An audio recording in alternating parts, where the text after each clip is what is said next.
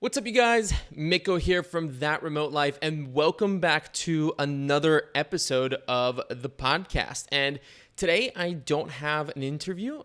This is not a guest podcast. Instead, what I wanted to do was to take a little bit of time and do an update, sort of like a life update, business update sort of episode, and talk to you guys one-on-one, sort of free flow for a little bit, and let you guys in on what's going on, what has happened over the last couple of months. We took about 2 or 3 weeks off from doing this podcast, so I wanted to update you as to why that happened, and what our plans are for the future, and just sort of do an overall update of what's going on in my life and the business. So let's kind of jump in with the biggest thing. If you are, or not necessarily the biggest thing, but one of the big things, if you are watching this on YouTube right now, you're probably noticing that the background at the moment is different than what it has been for a little while.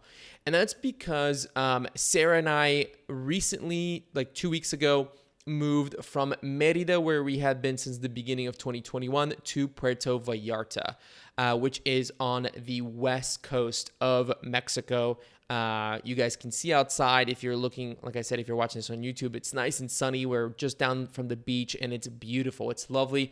And we're very happy to be here. But the reason why we decided to move was that essentially we wanted to see someplace new. We'd never been to the west coast of Mexico. We had heard really nice things about this area and PV in particular.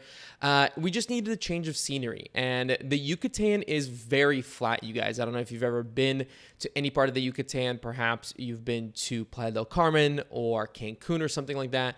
But that part of Mexico is really, really flat. And not only is it really flat, but one of the things that I started to notice was that all of the buildings are like 1 story or 2 stories max. And I kind of started feeling a little drained, so to say. Like I wasn't as excited to be there, and I really wanted something more visually interesting, if that makes sense. I wanted to see some mountains again.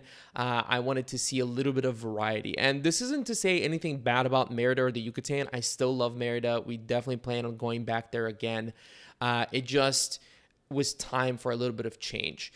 We also wanted to come down by the water. We wanted to be close to the water again. Mérida, even though it's in the Yucatan Peninsula, it's not by the beach. The closest beach is Progreso, which is about 45-minute drive. And so we wanted to be close to the water to enjoy that oceanside living, which we had been missing since we didn't get to go to Bulgaria last summer like we normally do. One of the other reasons was that our friend Nathan from Foodie Flashpacker was coming here. So were our friends Amanda and Ryan. And we kind of had like a little group that was moving from Mérida to Puerto Vallarta. And so we were like, why not? Like, let's do it. There's all of these overlapping reasons why we wanted to come here. And so that's why we decided to come out here. Mérida is also getting kind of hot, guys. At this time of the year, right now, it's mid-April. And at this point in the year, Mérida is already getting really, really hot, like over 100 degrees Fahrenheit. And there's really not a lot of movement in terms of airflow. So here, even though right now it's like 81 degrees, so that's definitely a change. We're talking about 10, 15 degrees Fahrenheit difference here. Even though I said 100, most of the time in Mérida, it does hang out in like the 95 and then peaks up to 100. So like 10, 15 degrees, which is definitely a big change. But also in Mérida, I didn't really feel like there's a lot of airflow. So here, we're right down from the beach. So we constantly have at least a little bit of a gentle breeze. So that's why we decided to come out here. We are now in Puerto Vallarta. We're going to be here for about another 3 weeks.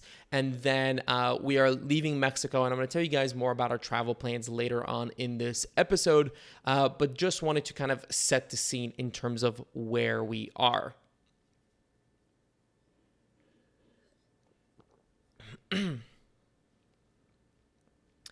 Now, let's dive into another kind of topic that I wanted to discuss and update you on, and that's why there were no episodes for about 2 or 3 weeks, I think.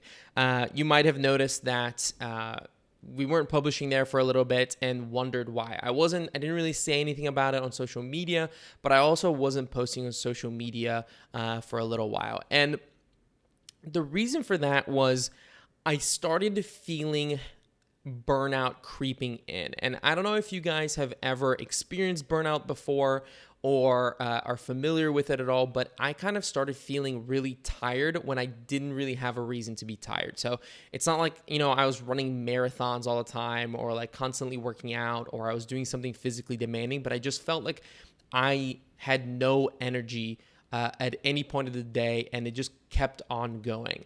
And along with that, I also started feeling a little bit of a loss of not necessarily passion, but like excitement for the things that I was doing. So I wasn't really as excited to do this podcast. I wasn't really as excited as I normally am about doing the YouTube videos and all the other content and all the other work that I'm normally doing. I just kind of started losing that excitement. And for me, that was a big sign of something going on, because these are topics that I'm really, really passionate about. I love talking about remote work. I love talking about entrepreneurship and just the location independent space in general. And that wasn't changing. I'm definitely still very passionate about it. And I love creating this podcast. Like, this podcast is one of my favorite things to do. I get to talk to really interesting people. I get to connect with you guys out there. And I love making videos. I love being in front of the camera. And I love creating fun content for you guys. And so the fact that there was something going on there that was making me uninterested in that or unexcited about that, for me, was a sign of concern. And I reached out to some friends. I reached out to some people that I respect. And I was like, hey, I've experienced burnout before, but I'm not quite sure what's going on. I'm thinking that I might be going into that again. And this is also something, guys, that, to be honest, it wasn't like something like that just happened in like 2 weeks or something. It's something that I feel like has been building up since about the summer of 2020. And it started out slowly, but it just sort of like exponentially increased in feeling. So it's something that I started feeling in the summer.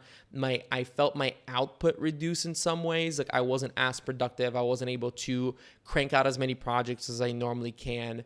And it just sort of towards the end of the year, and it likely has a lot to do with the pandemic, like the fact that I was shut in an apartment, for several months in Cincinnati. I went through a long winter, which I hadn't done in about 4 years. And I'm definitely very sensitive to that seasonal depression disorder. I don't know if you guys are, but if I don't see sun often, I kind of tend to just my energy levels just deplete like crazy. So I'm sure it was a whole bunch of different things on top of each other.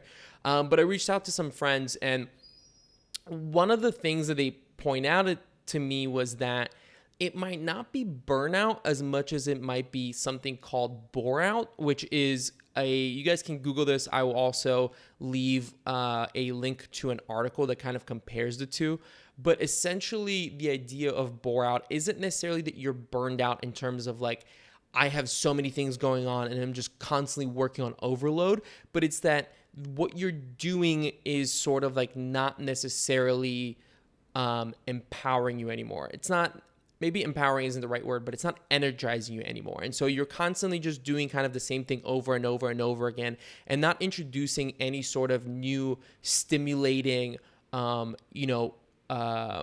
challenge into what you're doing. And so it can almost feel very similar to burnout, but it's actually not. And the way that you treat it, quote unquote, is different, right? With burnout, it's sort of take it easier, take it slower, take a little bit more time for yourself and reduce some of those inputs to recover.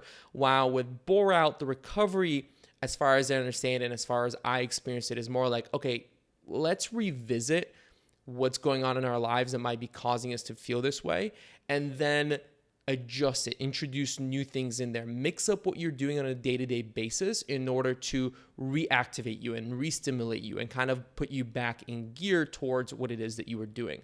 And so I think I was definitely feeling the latter, boreout, as opposed to burnout, because honestly, it's not like I know myself. I know how many projects I can take on. I've definitely experienced burnout for real before.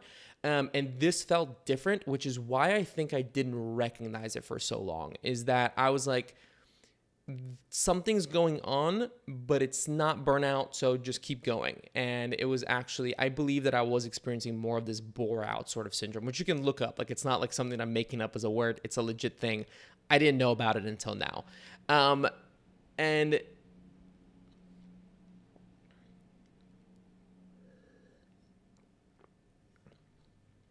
so for me, what I decided actually to do, and this sort of goes into the next point, they're kind of overlapping points here in terms of a life update. But some of you guys might know that for the last 3 years, I've been working for an agency where I was the head of operations and essentially, kind of was helping run the company. And it's something that I felt like towards the end of the summer, I was really starting to not necessarily feel like I was as aligned with the company in terms that I felt like I got my job done, and the thing that I'm really excited to do, I sort of did, and I was ready for the next step in my trajectory, if that makes sense. Like, it doesn't mean that, I left in any sort of, it was just one of these things where the thing that I'm passionate about, the thing that excited me was kind of taking this, joining this company when it's sort of like, I feel like what happened was that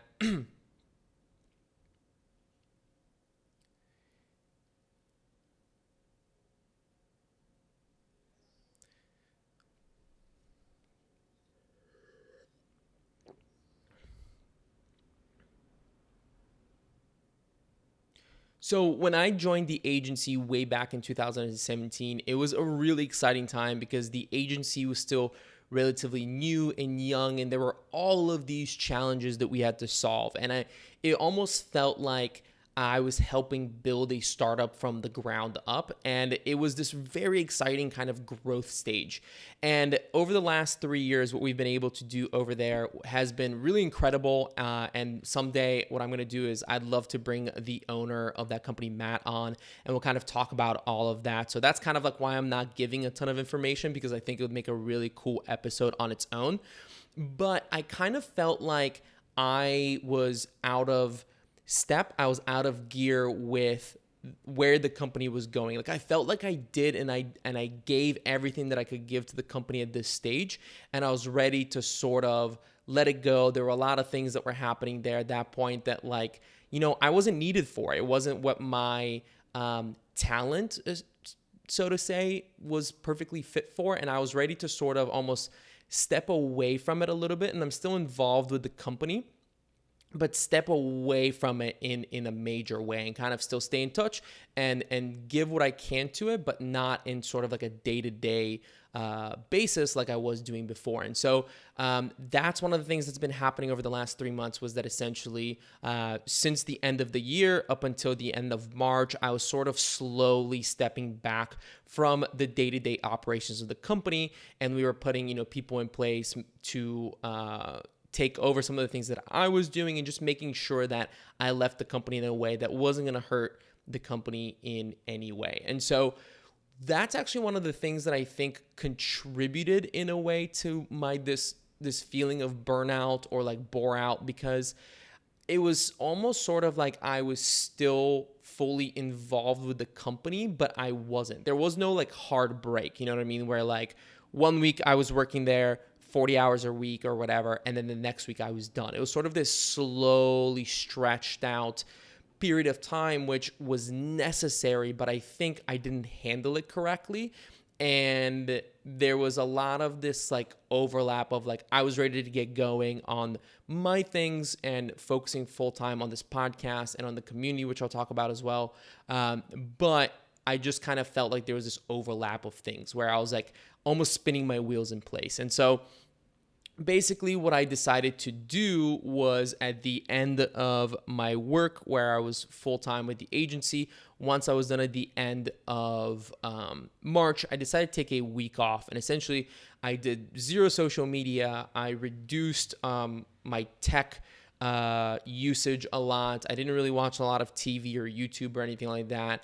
I worked out a lot. I went out and, I was outside. And it was really nice because it coincided with a change of scenery because we came here to Puerto Vallarta as opposed to being in Merida. And so that was also really nice. I almost felt like I went on vacation, even though I wasn't going on vacation. I was right here where, I was going to be working for the next couple of months.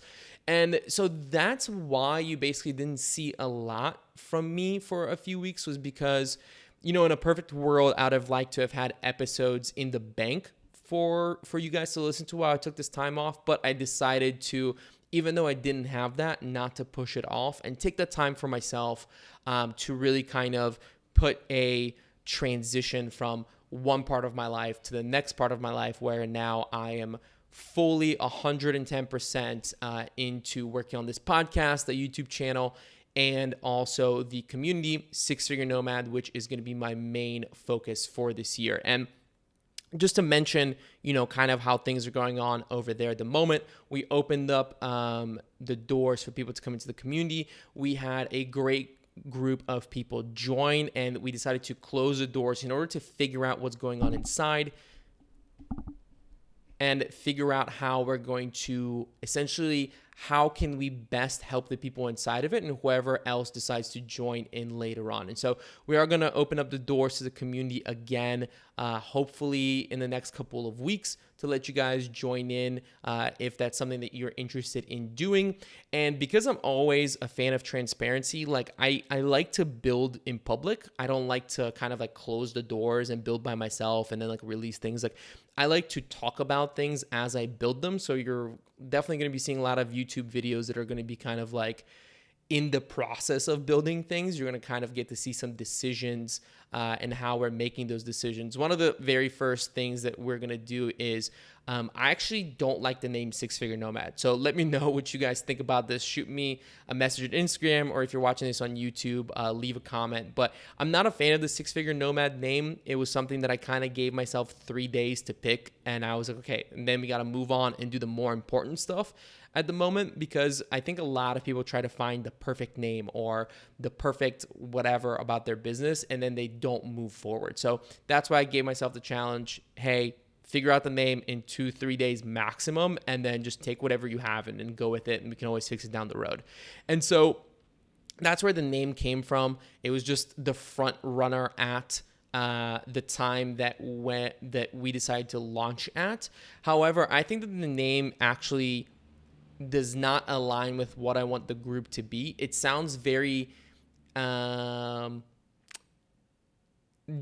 just don't like the name, the way the name sounds. Six Figure Nomad sounds very like sleazy and like low value, low elegance. It's not really, it doesn't support the brand image and vision that I have for this community and, the sort of community that I want to build inside of it. And so you're going to likely see a change of name at some point. I'm kind of brainstorming. I'm throwing some ideas out there and getting opinions from other people. So hopefully we're going to get a name change here soon, which is going to be really exciting, and it's going to be more aligned with what we want this group to be. So for me, the focus this year is I'm really putting the blinders on. And even though I have tons of different ideas and projects of things that I want to work on, I'm putting the blinders on and I'm focusing basically 100% on this podcast, the YouTube channel, and the community, and essentially pouring all of myself into that to build it into a sustainable business by the end of the year. And I'm going to take you guys along the ride. So the way that I plan on kind of doing things is that the podcast is going to remain mostly interviews with experts and location-dependent entrepreneurs, just like it has been.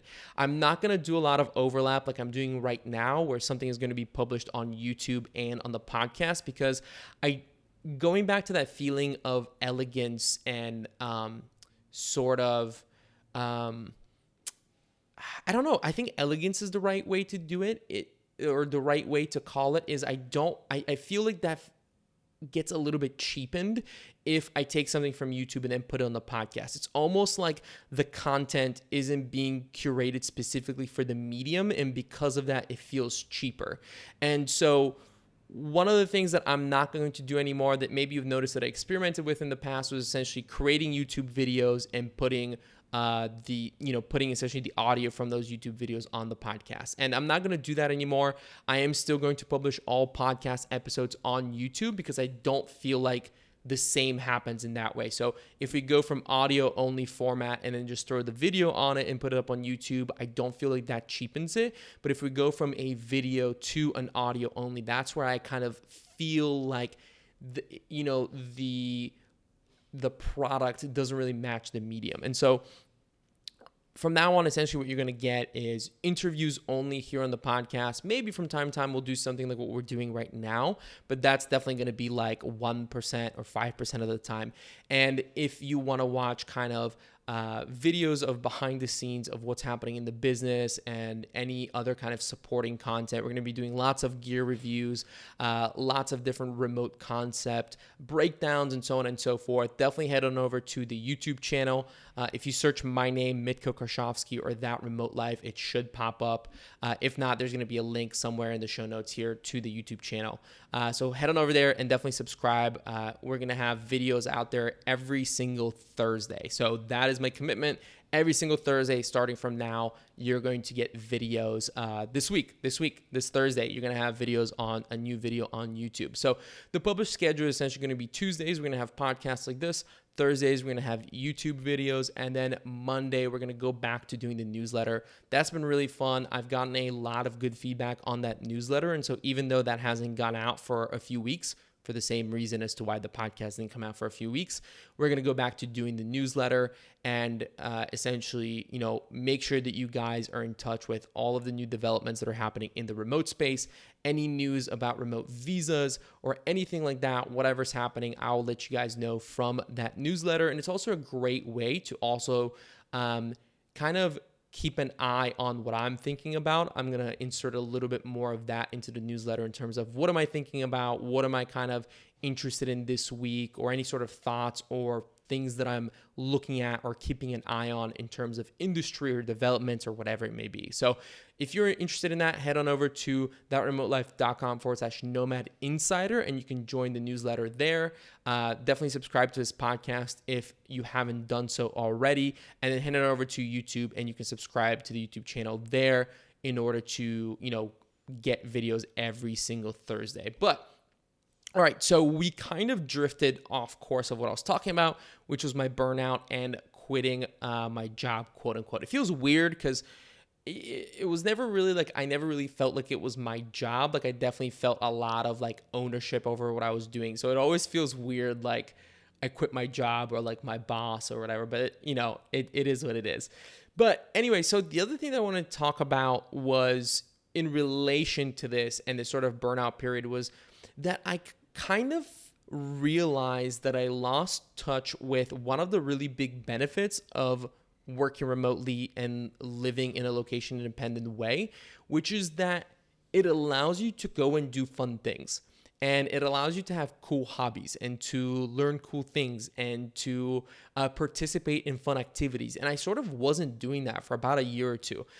So much of my life is so focused on this and this podcast and the YouTube videos and just this entire space and industry. And I'm so passionate about it that I realized that all of my quote unquote hobbies were work related. And I didn't really have anything outside of that to sort of go and get my mind off of what my mind is on all the time. And I was fine with that because for me, the way that I rationalized that was, oh, well, I made my passion and my hobbies into my job. But it kind of doesn't really work that way. And I realized that I still wanted to do other things. I still wanted to go out and learn new things and get passionate about other areas and things to do. And so that is one of the things that I am, now committing to do more of, is to sort of spend a little bit of extra time doing that and dabbling in other things that I'm interested in. Not in a side business or side hustle, but totally in a hobby or activity way. So one of the things that And one of the things that made me realize that was I actually, during my week off, I sat down, and this is going to sound really weird, but I sat down and I reread the 4-Hour Workweek, which sounds like I was trying to get away from the 4-Hour Workweek lifestyle, so to say. And so in my week off from that, I sat down and I read the book. But the reason why I wanted to sit down and read it was specifically because I had this realization that in the book, there's a chapter called Filling the Void. And I listened to an interview a while back that just sort of popped up for me as I was going through this, period the last couple of weeks, in which Tim Ferriss talked about, I think the question he was asked was, what is something from the book that you wish people sort of focused on more, or something that a lot of people missed in the book? And one of the things that he said was that he really feels like people skipped over this chapter in the book, which is essentially the idea is, okay, what do you do once you have replaced your job with, as he calls it, a muse, a business that's creating an income for you so you can go and do other things, right? And what he was saying was that he feels like most people skip over that chapter because they say, oh, wouldn't it be nice? Wouldn't that be a nice problem to have? Or I would just figure it out when I get to that point. And so they never really read this chapter, which he feels like is actually a critically important chapter, because otherwise, as the name suggests, there's this void that's created in your life, right? Like work is something that we do on a day-to-day basis all the time. And all of a sudden that thing is taken away from you, and you think that it's going to be just like drinks by the beach or by the pool or whatever. But that's not something that you can fill all of that time and all of that interest with, essentially, on a day-to-day basis. And so what I did was I went back and I reread that chapter. And one of the things that he essentially says is like the way to fill the void is to go and explore your interests, go and do new things, go and have experiences, go and find excitement, right? So that's one of the things that he talks about is chase after excitement. And I was like, okay, let's do that. Let's fill the void, even though I don't have a muse business, but I feel very much like the way in which I've developed my life and the way in which I've developed my business and what I do is that it overlaps with, hey, I have a business that allows me to be anywhere I want, do whatever I want. Now, why don't I actually go out there and also have fun and do a lot of these activities that this life allows me to experience that most people don't? And so I took a week off, and one of the really cool things that Sarah did for me was that she actually surprised me with a surfing lesson, because that's one of the things that she knows I've always wanted to do. I love this is going to sound really weird and I'm going to get made fun of for this, but I sort of love surf culture. I grew up windsurfing as a kid, and I did that for like 2 or 3 years. And so I love the water, and I love kind of like these surf sports. And she surprised me with this. She knew that I was kind of like thinking about this because I shared it with her. And so she surprised me with a surf lesson. We went to a small town outside of Puerto Vallarta, about an hour away, called Sayulita, which is like a surf town that's now become a little bit more popular. There's co-working spaces there and stuff like that. I'll likely make a post or a video about Sayulita on the website. I'm going to start making more of these city guides, so definitely keep an eye out for that. And Sayulita and PV will be in one of those city guides. But we went to Sayulita for a weekend, and it was really fun because I got to spend about 4 or 5 hours learning to surf, and it was so much fun, guys. And I am now going back up to Sayulita next weekend to do another surf lesson and go on bigger waves this time. So it's already like there's things outside of work that I'm looking forward to. The other thing that I've decided to do is this summer, this is actually a really nice segue into what we're doing, this summer and what our travel plans are. But this summer I plan to learn to sail, and that being essentially my side thing, my activity that I go and I focus on. And like I said, perfect segue into what our plans are for this summer.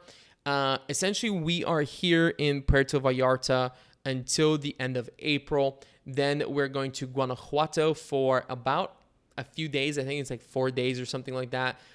with our friends, mostly because Sarah found this incredible Airbnb with these amazing views. I'm definitely gonna, share those views and whatnot on social media. So follow me on Instagram at Mitko if you're not already, to make sure not to miss that.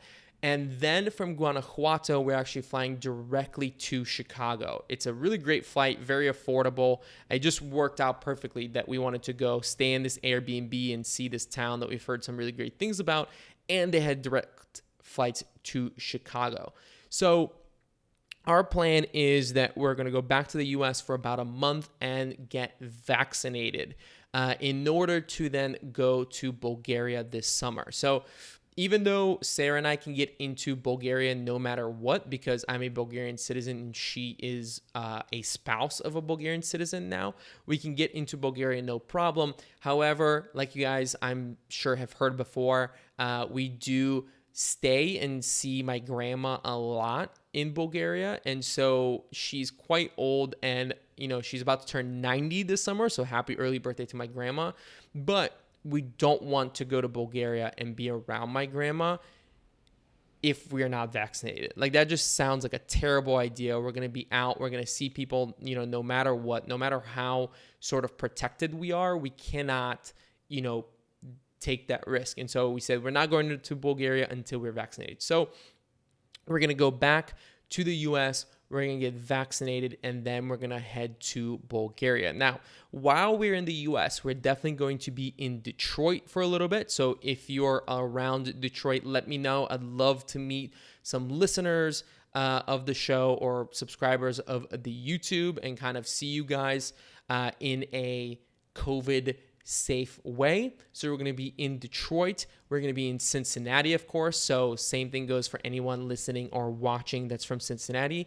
And we're likely going to do a trip to North Carolina to see our friends Ian and Caroline. So if you are in the sort of Asheville, Franklin area, let me know as well. It'd be really fun to connect. And then from there on, off to Europe and into Bulgaria. And like I said, this connects with sort of the activities thing, is that I really look forward to learning how to sail in Varna. Sailing is something that I've been around my entire life. My dad was a sailor. That was kind of like his profession for a while. And so I grew up on boats. I windsurfed, which is kind of similar to sailing. And then I was actually on a sailing team in college. However, through all of these experiences, it might be surprising to hear that I don't really know how to sail. Like, I know the mechanics and I know the gist of how to sail. The sailing team in college was more of like a drinking social club. But I really want to dive into that and actually feel confident as a sailor. I actually feel like I can take a boat from point A to point B across a body of water, because that's really exciting.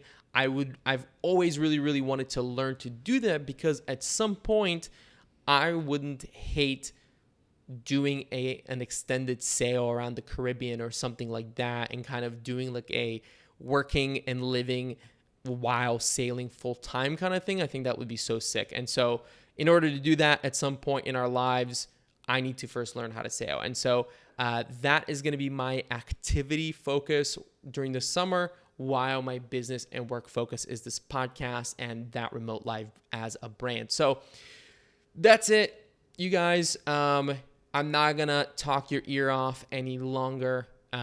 Next week, we're going to return with another interview with actually Matt Bowles, who is the founder of the Maverick Investment Group. This was such a fun interview, you guys.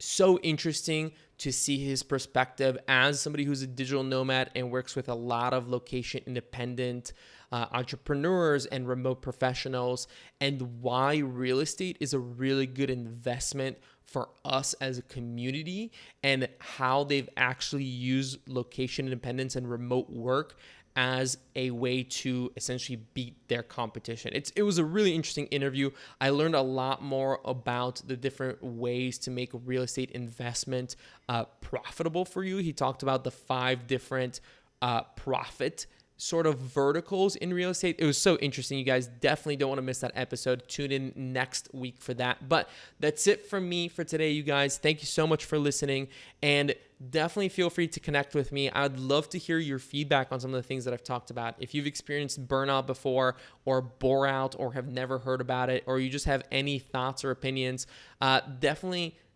follow me on Instagram at Mitkoka, Mitkoka, and shoot me a message. I love to have conversations. I've met several of you guys listening through that way, and it's been really fun to, become friends and get to know you guys over there. And if you're watching this on YouTube, leave a comment down below. I'd love to hear if you have any thoughts or opinions about any of these subjects. But again, thank you so much, you guys, and I will see you next week.